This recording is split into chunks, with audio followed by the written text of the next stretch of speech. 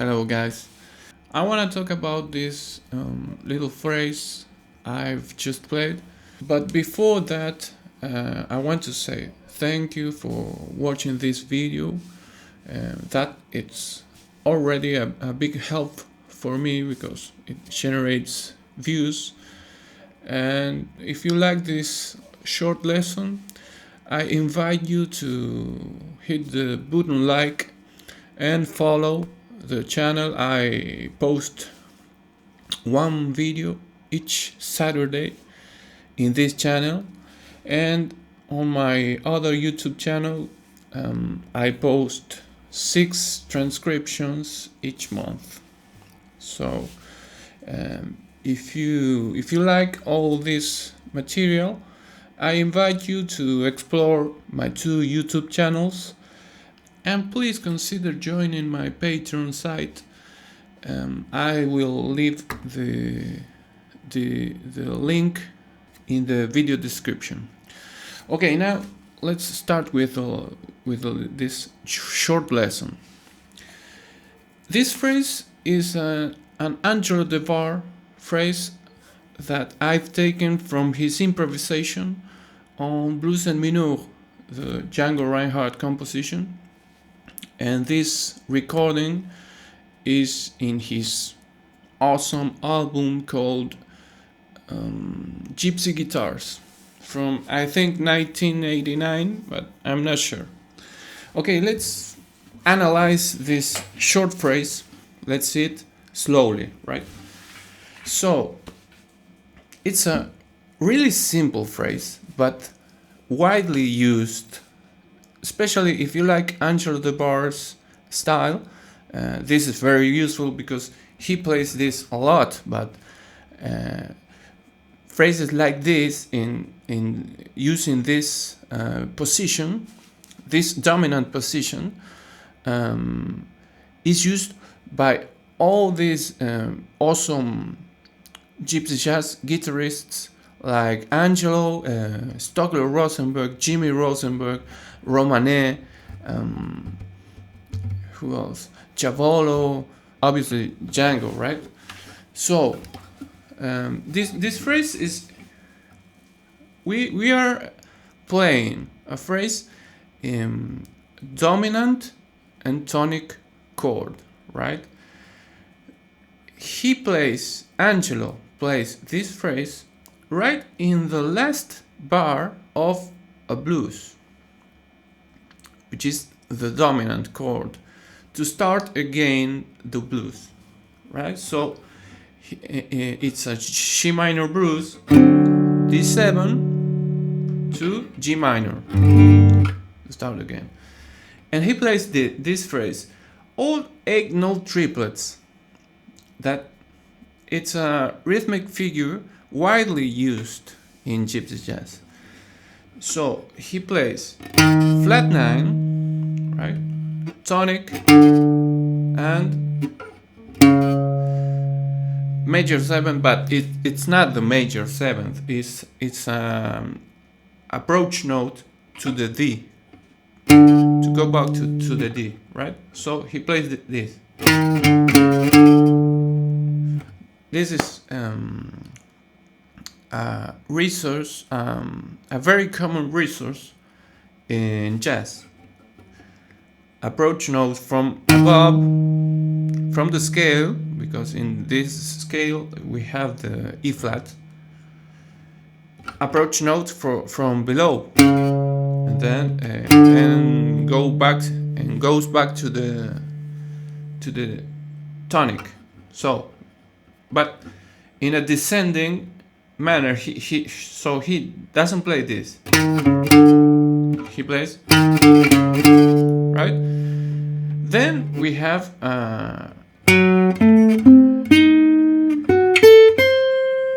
which you can say that this is a diminished arpeggio, right? But you can look at this as a dominant, a 7 flat 9 chord. That's the chord, in fact. But some people like to think about this chord as a diminished chord, arpeggio, sorry.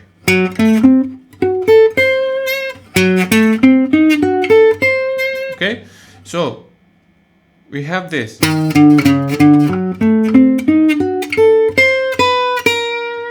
That he approaches the minor third of the G minor chord by playing one approach note from below and two from above. So we have this, and you can say no, that this is part of the seventh chord. That's right, but you could use this short idea in any other phrase, right? In fact, I posted one phrase, I think last week. Yeah, it was last week, and blues ending.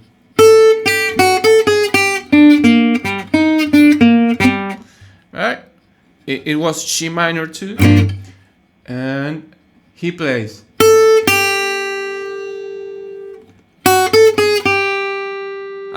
He approaches this note by using one chromatic note from below and two diatonic and chromatic, a double chromatic from above.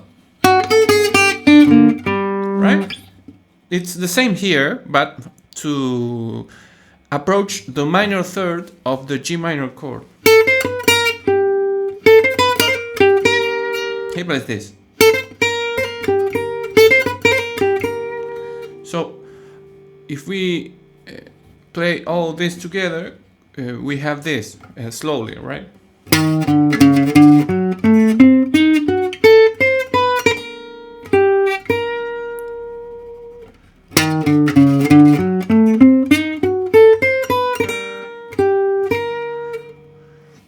Okay, so, what I've made is an exercise. I transposed this phrase because it goes through strings from the sixth to the second. We don't play the first string in this phrase. And I think that this is useful because if you play this phrase in 5 strings, then that means in these 5 strings, then that means that you could, these 5 strings, then that means that you could play this phrase on these other 5 strings. In fact, that you have to do that because you want to play these phrases all along the fretboard in any key. So then I designed, I transposed this phrase to these other 5 strings.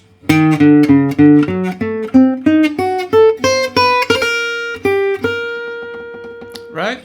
Here we are using this other widely used arpeggio. Right? And the minor chord.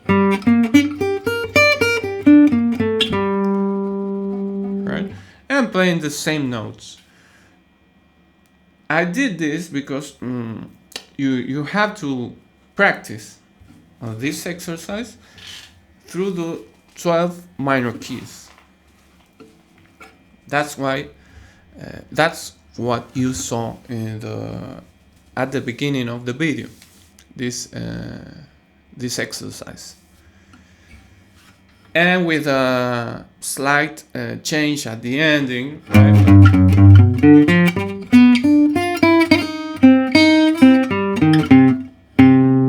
To give an ending to the exercise, so a bit of musicality, let's say. You might ask, also why this, if this is in G minor, the song, why I ended the tune in C minor. Well, I did that because I wanted to repeat that C7 G minor, but not here. So you can have in the same exercise two different positions, and so you have this D G, and here D G, and also this G C, which will be the end of the tune. You have it here, right? That's why.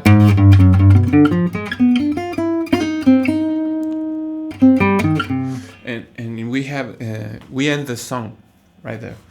So I repeated those harmonic sequences so you can have the different positions in the same exercise.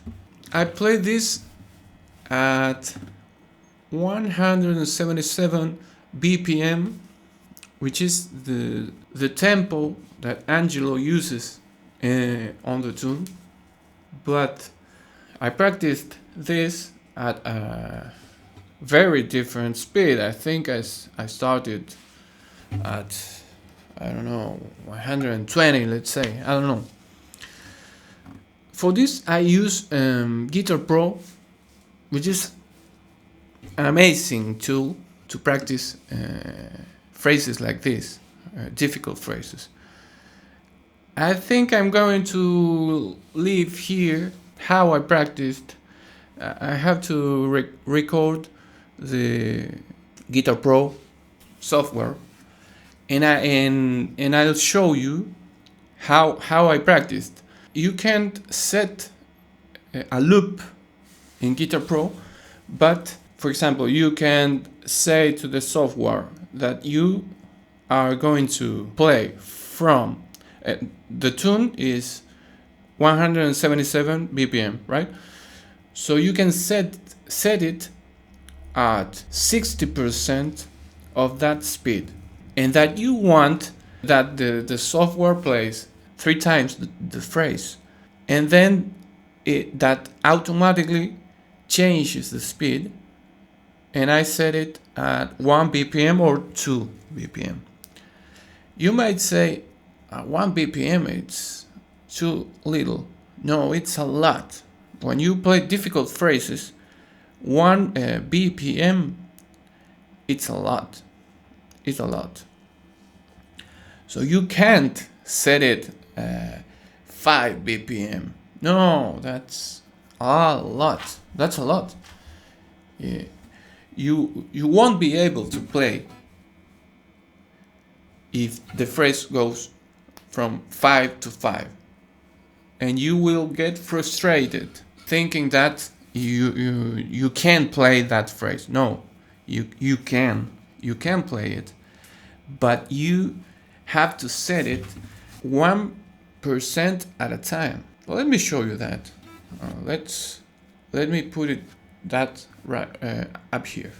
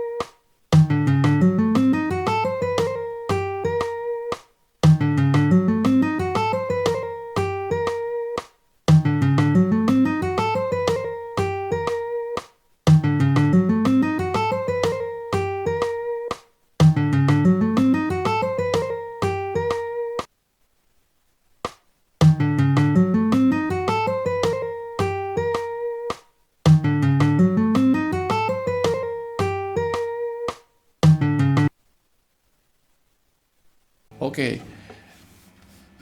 I hope you had understand this, how I use this. I'm also thinking that I probably post on my Patreon this phrase, just the D7 G minor, from 60% until the 100%, and 2 repetitions each time and 1% at a time. I'll post that in case that you don't have Guitar Pro 7 and that you don't want to buy it soon. So okay, that's all for now. I hope you liked this short lesson. I talk a lot. Sorry, I'll try to cut all the unnecessary information and silences, but I hope you have learned this phrase. Okay, guys. See you next time.